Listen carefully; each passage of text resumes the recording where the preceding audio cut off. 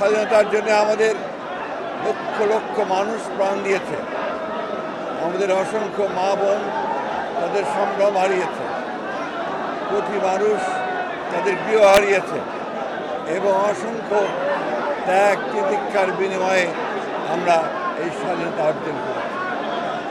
আজ থেকে প্রায় 54 বছর আগে আমরা স্বাধীন হয়েছি। দুর্ভাগ্যের কথা, তখন যে লক্ষ্যকে সামনে নিয়ে, যে আশা আকাঙ্ক্ষাকে সামনে নিয়ে, যে চেতনাকে ধারণ করে আমরা যুদ্ধ করেছিলাম একটা স্বাধীন, একটা মুক্ত, স্বাধীন সার্বভৌম গণতান্ত্রিক বাংলাদেশ।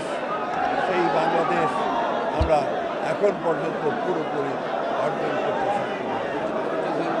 এর মধ্যে অনেক চড়াই উতরাই গেছে। আমরা মাঝখানে শহীদ প্রেসিডেন্ট জিয়াউর রহমানের নেতৃত্বে 7ই নভেম্বর আমরা আবার গণতন্ত্র ফিরে পেয়েছিলাম এবং পরবর্তীকালে 1991 সালে আমরা আবার গণতান্ত্রিক অবস্থায় ফিরে এসেছিলাম। একটা ফ্যাসিস্ট সরকার হাসিনার নেতৃত্বে দীর্ঘ 15 বছর এই জাতির উপরে তারা নির্যাতন চালিয়েছে, হত্যা করেছে, গুমকে হত্যা করেছে, গুম করেছে, করে ক্ষমতায় টিকে থাকতে চেয়েছে।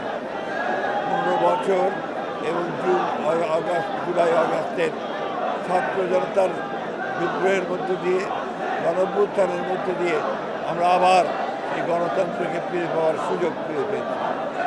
আমরা আশা করব অন্তর্বর্তীকালীন সরকার অতি দ্রুত তারা ন্যূনতম সংস্কারগুলো করে, অর্থাৎ যেগুলো নির্বাচনের জন্য প্রয়োজন তারা নির্বাচনের ঘোষণা দেবেন।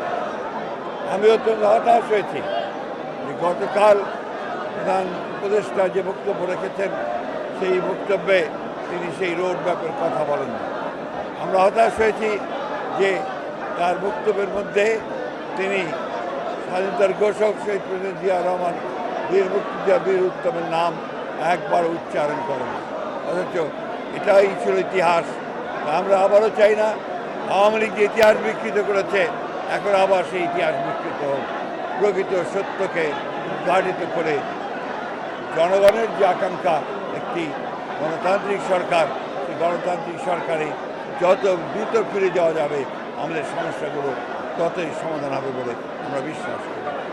আজকের এই দিনে আমাদের দলের পক্ষ থেকে, আমাদের দলের চেয়ারপারসন দেশনেত্রী বেগম খালেদার পক্ষ থেকে, ভারপ্রাপ্ত চেয়ারম্যান তারেক রহমানের পক্ষ থেকে আমরা গোটা জাতিকে শুভেচ্ছা জানাচ্ছি, অভিনন্দন জানাচ্ছি এবং প্রত্যাশা করছি অতি শীঘ্রই আমরা আমাদের কাঙ্ক্ষিত গণতন্ত্র ফিরে পাব।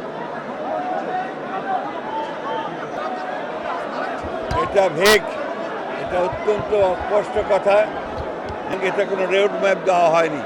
আমরা বারবার বলে আসছি যে স্পষ্ট রোড ম্যাপ এবং দ্রুত নির্বাচন, তা নাহলে যে সংকটগুলো সৃষ্টি হচ্ছে এই সংকটগুলো কাটবে না। আমরা বিএনপি ক্ষমতায় যাওয়ার জন্য নির্বাচনের কথা বলছি না। বিএনপি জাতির স্বার্থে, জাতিকে রক্ষা করার স্বার্থে, স্বাধীনতা সামগ্রীকে রক্ষা করার স্বার্থে বিএনপি নির্বাচনের কথা বলছে, নির্বাচিত পার্লামেন্ট এবং সরকারের কথা বলছে।